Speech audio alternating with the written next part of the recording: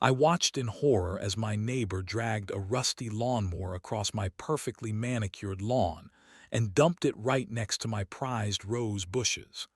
This was the fourth item this week. My backyard had become the neighborhood storage unit, and I had no say in the matter. The HOA president stood on my front porch with her clipboard, smirking as she pointed to some obscure bylaw buried in page 47 of our community guidelines. She said every homeowner had to contribute to community storage needs, and my yard had been selected. I felt my hands shake with rage as I stared at the growing pile of junk destroying my sanctuary. Pool noodles, broken patio furniture, Christmas decorations from 3 years ago, and now this ancient mower leaking oil onto my grass. That night, as I stared at the mess through my kitchen window, I made a decision that would change everything. If they wanted to treat my property like a storage unit, then I would treat their belongings exactly like what they were: abandoned property. 3 months ago, my life was perfect. I had spent 5 years transforming my backyard into a personal paradise. Every weekend, I would tend to my vegetable garden, trim my hedges, and relax on my wooden deck with a cup of coffee. The space was my sanctuary, my escape from the stress of corporate life. My neighbors often complimented the space. The Johnsons next door would peek over the fence and comment on how beautiful my tomatoes looked. Mrs. Chen from across the street would stop by to ask about my fertilizer routine. I took pride in maintaining the most beautiful yard in our subdivision. Then Karen Mitchell moved into the neighborhood and got herself elected as HOA president within 6 months. Karen was the type of person who measured her neighbor's grass with a ruler and sent violation notices for mailboxes that were half an inch too tall. She carried her clipboard like a weapon and wore her HOA badge like a police detective. The trouble started on a Tuesday morning in March. I was getting ready for work when I heard my doorbell ring.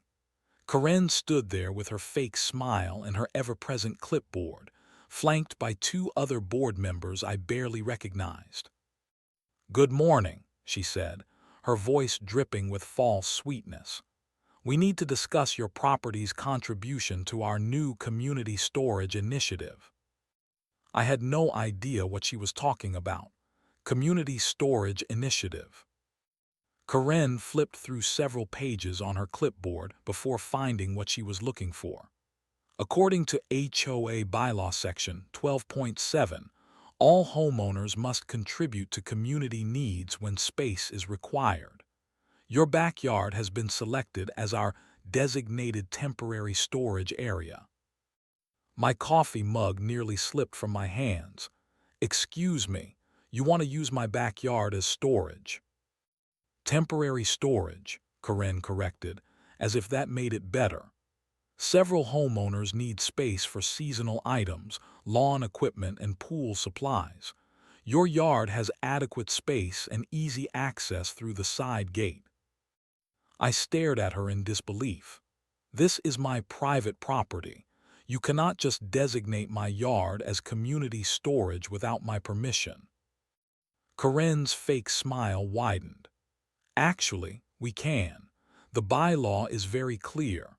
All homeowners agreed to these terms when they purchased their property. Failure to comply results in daily fines of $50 plus legal action for breach of community covenant." The two board members nodded like bobbleheads, clearly there for intimidation purposes. I felt trapped and overwhelmed. The threat of daily fines and legal action scared me into reluctant compliance. "How long is temporary?"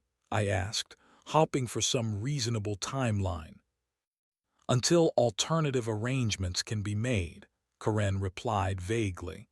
"Thank you for your cooperation. The first items will be delivered this afternoon." I watched them walk away, feeling like I had just been robbed in broad daylight. That afternoon, while I was at work, the invasion began.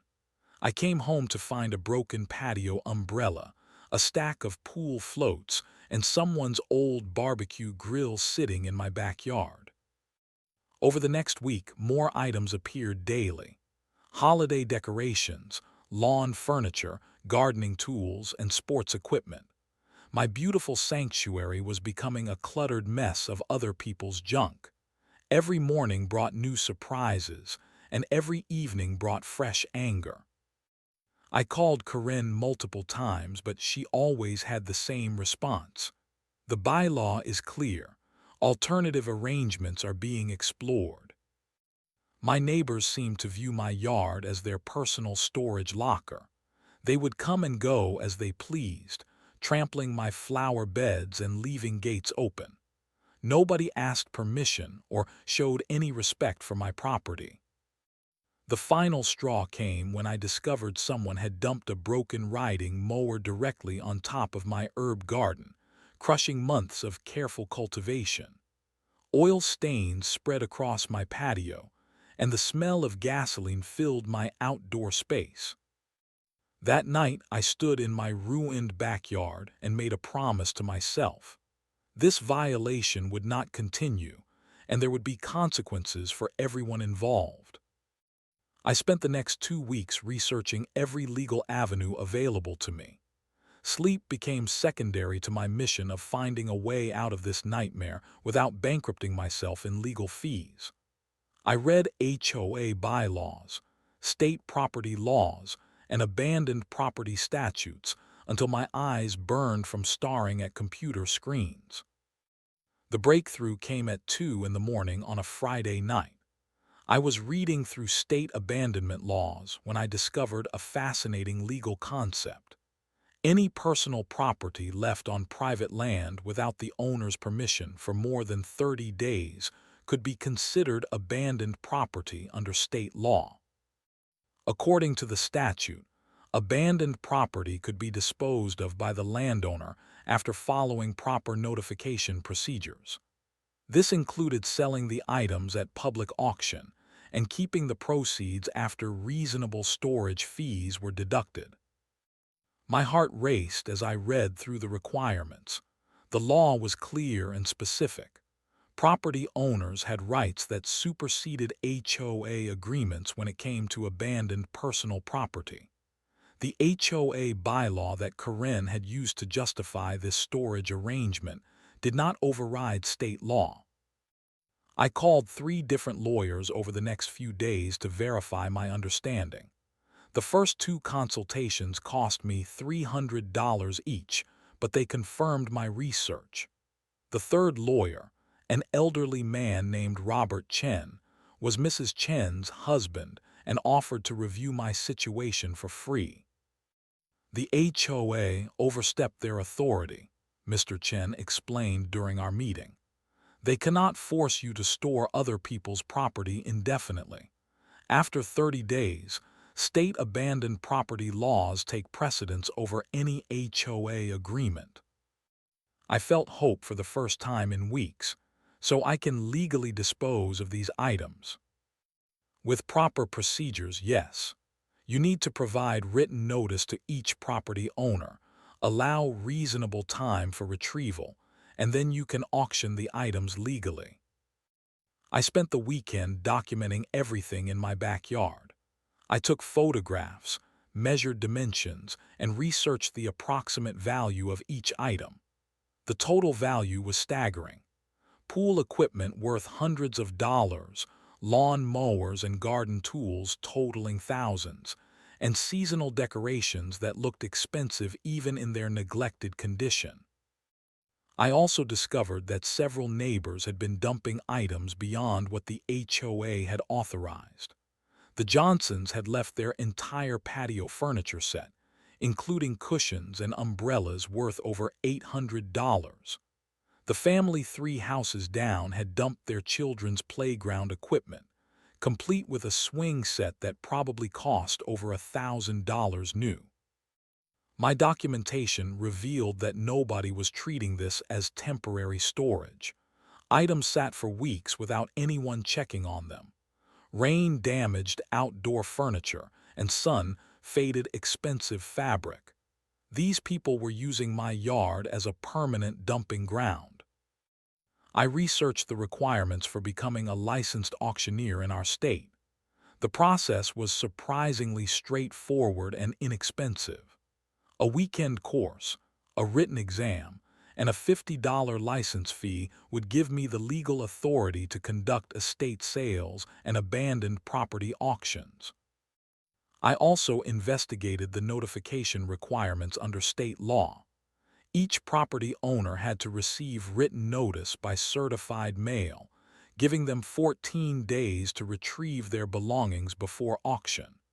The notice had to specify the location, time, and date of the planned sale. The more I researched, the more confident I became. This was not just legally permissible, it was justice.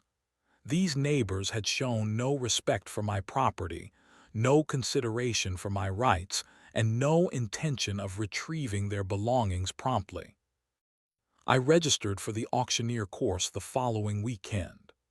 I also began preparing a comprehensive database of every item in my yard, including photographs, descriptions, estimated values, and the identity of each owner based on my observations and neighborhood knowledge. My anger was transforming into determination.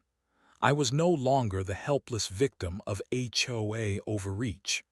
I was becoming an agent of accountability, armed with legal knowledge and proper procedures. The 30-day mark was approaching quickly.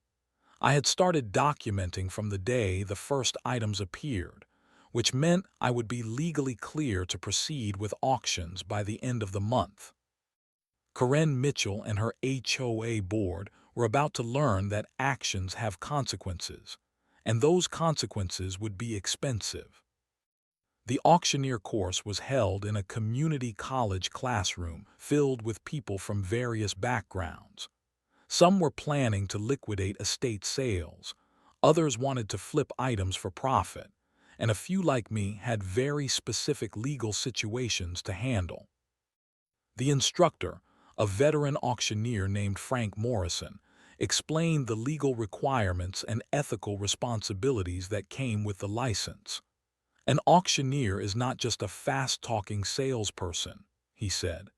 You are conducting legal transactions that transfer ownership of property. Everything must be documented properly. I absorbed every detail about proper procedures, documentation requirements, and legal protections. The course covered abandoned property auctions specifically, which gave me confidence that my plan was both legal and enforceable. I passed the written exam with a perfect score and received my auctioneer license the following week. Holding that official document felt like holding a weapon of justice. I was now legally authorized to conduct the auction that would teach my neighbors about property rights and personal responsibility. Next, I visited the city planning office to obtain the necessary permits for conducting a residential auction. The clerk, a friendly woman named Sandra, reviewed my documentation and confirmed that everything was in order. We get abandoned property situations like this more often than you would think, Sandra explained. HOAs sometimes overstep their authority, and homeowners have to enforce their rights through legal channels.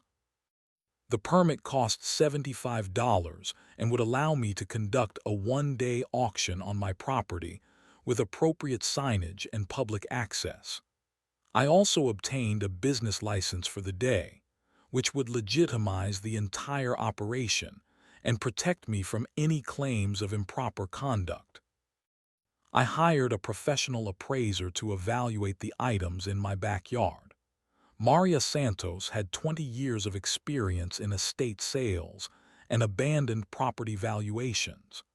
She spent 3 hours cataloging and pricing everything, creating an official appraisal document that would serve as evidence of proper valuation procedures. You have approximately $12,000 worth of property here, Maria informed me. Some of these items are practically new. That riding mower alone is worth $3,000, and the pool equipment set could bring in $1,500 at auction. The appraisal document would protect me from any claims that I had undervalued or stolen the property. Everything was being handled with professional standards and complete transparency. I installed security cameras around my backyard to document any attempts at interference or theft before the auction. The cameras had motion sensors and night vision, ensuring that every interaction would be recorded and available as evidence if needed. My final legal consultation with Mr. Chen confirmed that all procedures had been followed correctly. "You have exceeded the legal requirements," he assured me. "This auction is completely legitimate under state abandoned property laws." I prepared the certified mail notifications required by law. Each letter was identical, formal, and legally precise. "Dear property owner, your personal property has been stored on my private property at address for more than 30 days without permission. Under state abandoned property law, you have 14 days from receipt of this notice to retrieve your belongings, or they will be sold at public auction. The auction will be held on date at time on the premises." I researched the property ownership records to ensure I had the correct names and addresses for each neighbor. 23 certified letters were prepared and mailed, creating an official paper trail that would stand up in any legal challenge. I also began marketing the auction through social media, Craigslist, and local classified ads. Estate sale pool equipment, lawn mowers, outdoor furniture, holiday decorations, and more. The advertisements generated immediate interest from bargain hunters and collectors. The responses were overwhelming. My phone rang constantly with people asking for previews, specific item availability, and directions to the sale. I had accidentally created a highly anticipated community event. I printed professional auction signs and prepared a registration table with bidder numbers, payment processing equipment, and sales documentation forms. Every detail had to be perfect to maintain the legal integrity of the sale. The 14-day notification period was almost over, and only 2 neighbors had contacted me about retrieving their items. The Johnsons had picked up their patio furniture, apologizing profusely for the inconvenience. Mrs. Patterson from down the street had collected her holiday decorations with a box of homemade cookies as an apology. The remaining 21 property owners had ignored the certified mail notices completely. Their lack of response sealed their fate and confirmed my legal right to proceed with the auction. Saturday morning was auction day, and I was ready for war. I woke up at 5 in the morning with nervous energy coursing through my veins. Today was the day I would finally reclaim my property and teach my neighbors about accountability. The weather was perfect, sunny and mild, with a light breeze that would keep bidders comfortable. By 7 in the morning, I had arranged all auction items in organized groups across my backyard. Pool equipment in one section, lawn and garden tools in another, furniture grouped by type, and seasonal decorations displayed attractively. Everything looked professional and inviting. Frank Morrison, my auctioneer instructor, had agreed to help conduct the sale for a small percentage of the proceeds. His presence would add credibility and ensure that all legal procedures were followed perfectly. The first bidders arrived at 8:30, a full hour before the scheduled start time. By 9 o'clock, over 40 people had gathered in my backyard, examining items and discussing potential bids. The crowd included antique dealers, bargain hunters, young families looking for affordable outdoor equipment, and several neighbors from surrounding subdivisions. Karen Mitchell appeared at 9:15, her face red with anger and her clipboard clutched tightly in her hands. She marched directly to me with two other HOA board members trailing behind her. "This auction is illegal," she announced loudly, trying to intimidate the gathered crowd. "These items belong to HOA members, and you have no right to sell them." I had prepared for this moment. I calmly handed her copies of the certified mail receipts, the abandoned property statute, my auctioneer license, and the city auction permit. "Everything is completely legal," I replied in a voice loud enough for everyone to hear. "State law supersedes HOA bylaws when it comes to abandoned property. Your members had 30 days to retrieve their belongings and 14 days advance notice of this sale." Frank Morrison stepped forward with his official auctioneer credentials. "Ma'am, this is a legally authorized abandoned property auction. All procedures have been followed according to state law. If you have concerns, you can file a complaint with the city after the sale is complete."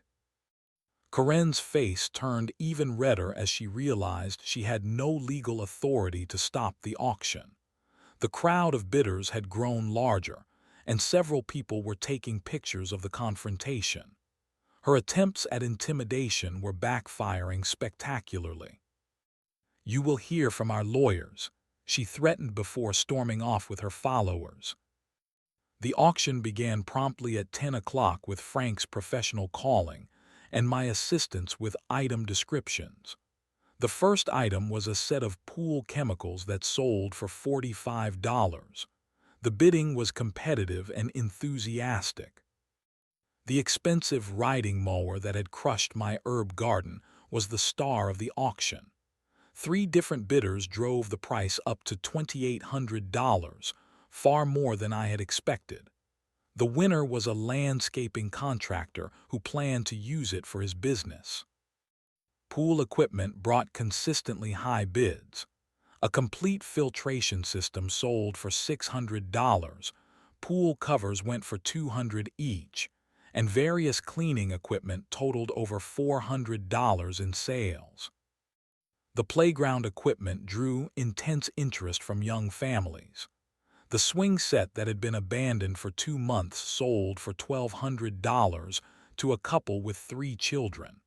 They were thrilled to get such expensive equipment at a fraction of retail cost. Throughout the morning, several neighbors appeared to witness the spectacle of their belongings being sold. Most stood in shocked silence as items they had carelessly dumped in my yard brought substantial money from eager bidders.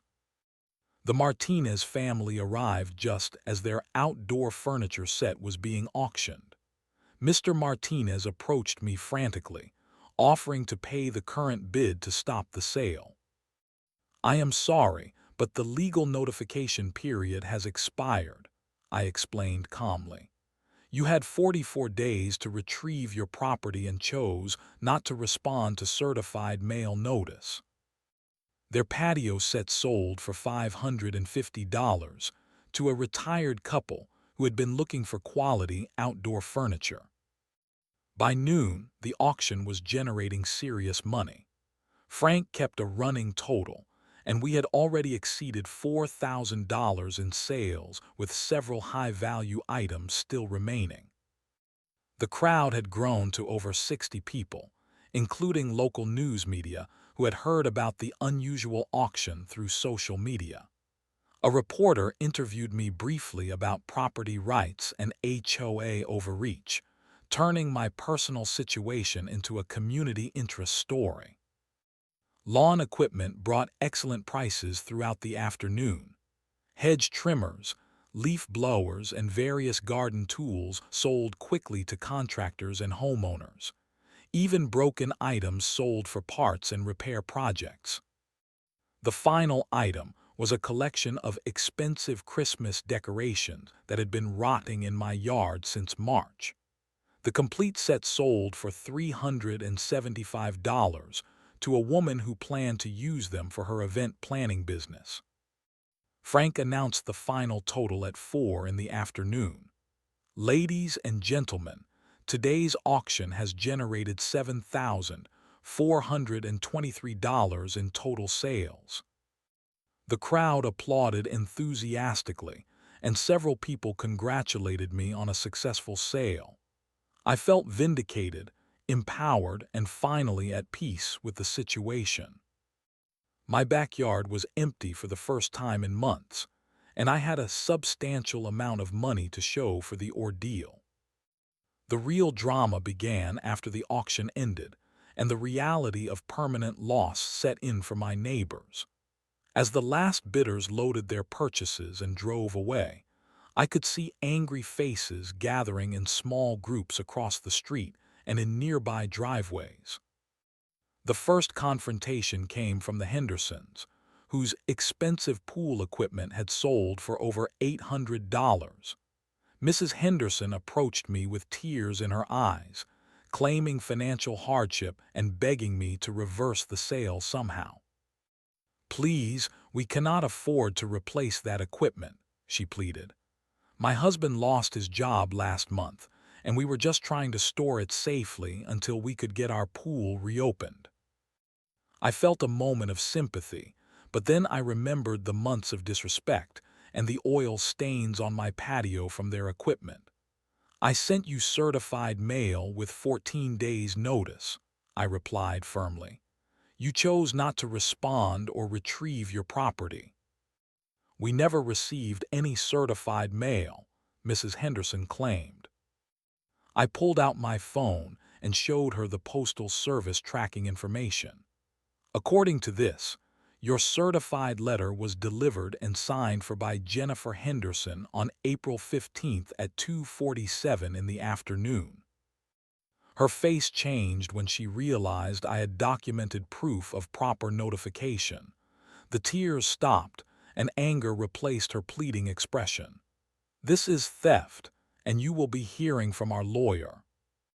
"Actually, this is completely legal under state abandoned property law," I responded calmly. "Your lawyer will confirm that after reviewing the documentation." The Henderson confrontation was just the beginning. Throughout the evening, different neighbors appeared at my door with various complaints, threats, and demands. Some offered to pay the auction prices plus penalties to get their items back. Others threatened lawsuits and claimed I had damaged community relationships. Corinne Mitchell returned at 7 in the evening with a man in an expensive suit who introduced himself as the HOA's legal counsel. They demanded access to my property to inspect the auction documentation and threatened immediate legal action. This entire auction was conducted in violation of HOA authority, the lawyer stated confidently. "Our bylaws clearly establish community storage rights that override individual property claims." I invited them into my living room and presented my complete legal file. Copies of the abandoned property statute, certified mail receipts, auctioneer license, city permits, professional appraisal, and legal consultation notes filled a thick folder. The lawyer spent 20 minutes reviewing the documentation, while Corinne grew increasingly agitated. Finally, he closed the folder and looked at his client with obvious concern.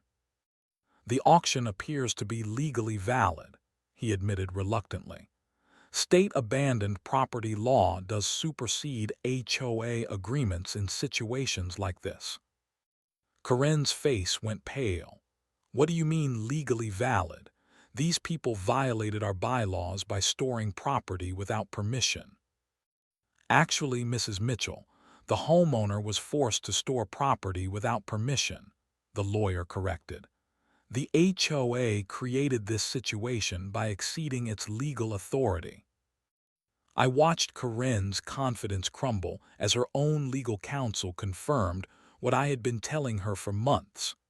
The HOA had overstepped its boundaries, and the consequences were entirely their responsibility.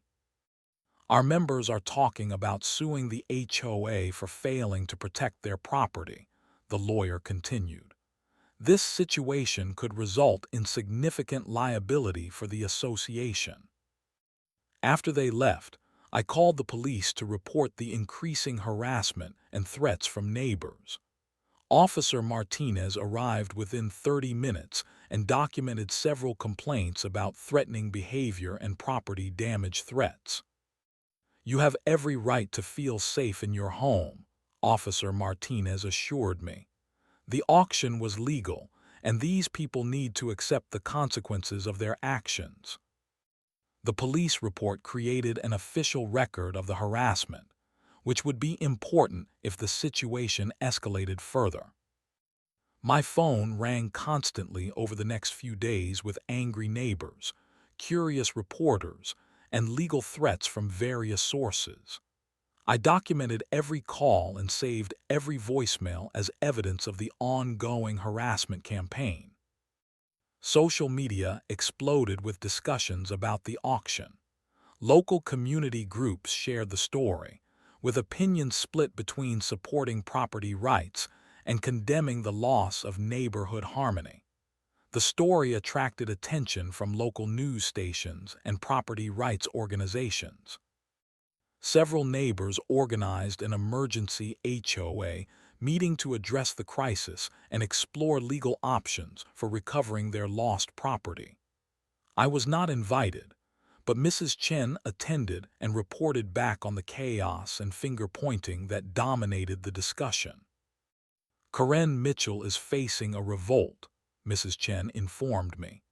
"Half the board wants her to resign, and several families are threatening to sue the HOA for mismanagement." The Martinez family hired their own lawyer and demanded that the HOA compensate them for their lost patio furniture.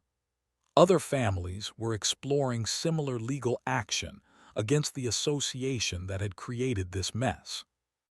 Karen Mitchell's leadership was crumbling under the weight of angry homeowners who had lost valuable property due to her overreach. The community storage initiative was quietly abandoned, and emergency bylaw revisions were being drafted to prevent future liability. I received a formal letter from the HOA's insurance company requesting all documentation related to the auction. They were clearly concerned about potential claims and wanted to understand their liability exposure. The confrontations continued for weeks, but my legal position remained solid. Every threat was met with documented evidence. Every demand was refused based on proper legal procedures, and every attempt at intimidation was reported to authorities. My neighbors had learned an expensive lesson about property rights and personal responsibility. 2 weeks after the auction, the true scope of the financial devastation became clear as neighbors began calculating replacement costs for their lost items. The Martinez family discovered that replacing their patio furniture would cost over $1,500, nearly 3 times what it had sold for at auction. The Hendersons faced an even worse situation. Their pool equipment had been nearly new when they dumped it in my yard, and replacement costs approached $3,000. Mr. Henderson's unemployment made the loss particularly devastating for their family finances. I felt no sympathy for their financial struggles. These same people had shown no concern for my property rights or the damage they caused to my sanctuary. They had treated my backyard like a free storage facility and ignored legal notices about retrieving their belongings. The HOA called an emergency meeting to address the growing crisis and mounting legal threats from affected homeowners. I was formally invited this time, presumably so they could attempt damage control and avoid further liability. The community center was packed with angry residents when I arrived. Karen Mitchell sat at the front table looking defeated and overwhelmed, while board members shuffled papers nervously and avoided eye contact with the crowd. "The auction was completely legal," I announced when given the opportunity to speak. Every procedure was followed according to state law, and every property owner received proper notification. This crisis was created by HOA overreach, not by my enforcement of property rights. Several neighbors stood up to demand compensation from the HOA for their losses. The Martinez family presented a bill for $1,500. The Hendersons wanted $3,000. Other families had similar demands totaling over $12,000 in replacement costs. The HOA forced us to store property on private land without legal authority, Mr. Martinez argued. The association is responsible for our losses when that illegal arrangement resulted in auction sales. Karen Mitchell tried to defend her actions by citing the community storage bylaw, but her own legal counsel interrupted her explanation. That bylaw exceeds the HOA's legal authority, the lawyer stated clearly. The association cannot force homeowners to store other people's property indefinitely. The room erupted in angry discussions as homeowners realized their HOA had acted illegally and created liability for everyone involved. Board members began distancing themselves from Karen's leadership and demanding her resignation. A motion was made to remove Karen Mitchell as HOA president and initiate legal action to recover losses from the association's insurance policy. The vote was unanimous except for Karen's single opposing vote. Local news coverage of the story attracted attention from property rights organizations and legal experts who praised my handling of the situation. The story became a cautionary tale about HOA overreach and the importance of understanding state laws that protect individual property rights. I used a portion of the auction proceeds to restore my backyard to its former beauty. New plants replaced those damaged by carelessly stored equipment.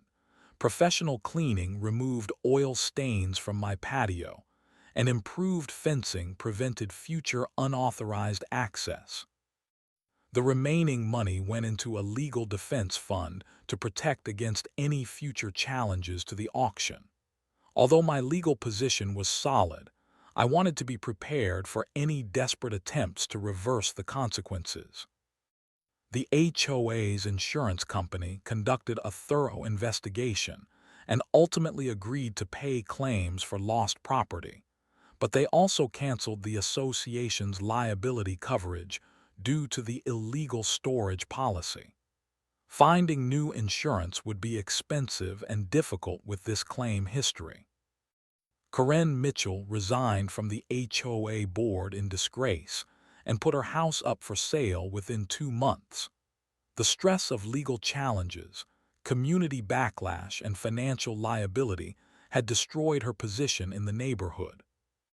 New HOA leadership immediately repealed the community storage bylaw and implemented policies to prevent future overreach. Property rights training became mandatory for all board members, and legal consultation was required before implementing any new policies affecting individual homeowners. Several neighbors approached me with apologies for their participation in the storage arrangement. They acknowledged that they had taken advantage of the situation and shown no respect for my property rights. The story spread through social media and property owner forums, inspiring other homeowners facing similar HOA abuse to research their legal rights and fight back against overreach. My victory had created a legal precedent that protected other homeowners from similar violations. The abandoned property auction became a model for addressing situations where HOAs exceed their authority and force illegal arrangements on individual property owners. The community was forever changed by the events, but the changes were positive. Property rights were respected, HOA authority was properly limited, and individual homeowners had legal protections against future abuse. Justice had been served, and the lesson was permanent. 6 months after the auction, my backyard had been transformed into something even more beautiful than before. The money from selling my neighbor's abandoned property had funded professional landscaping, new garden beds, and a gorgeous deck expansion that created the perfect outdoor sanctuary. I sat on my new deck furniture every evening, enjoying the peace and quiet of a space that was finally mine again. The oil stains were gone, the damaged plants had been replaced, and security cameras ensured that no one would ever dump unwanted items on my property again. Karen Mitchell's house sold quickly to a young couple who were delighted to learn about the neighborhood's strong stance on property rights. The new homeowners introduced themselves properly and asked permission before even walking on my driveway to retrieve a wayward ball. The new HOA president, Mrs. Chen's husband Robert, had implemented common-sense policies that respected individual property rights while maintaining reasonable community standards. The association now consulted legal experts before making any policy changes that could affect homeowners. Several neighbors who had lost property in the auction became advocates for property rights education.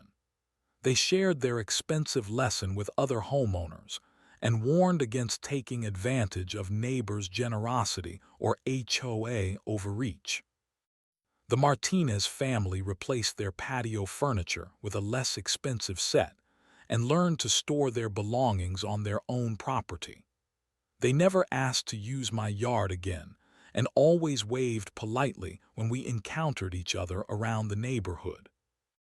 I received occasional emails from homeowners in other states who had heard about my auction and wanted advice on handling similar situations.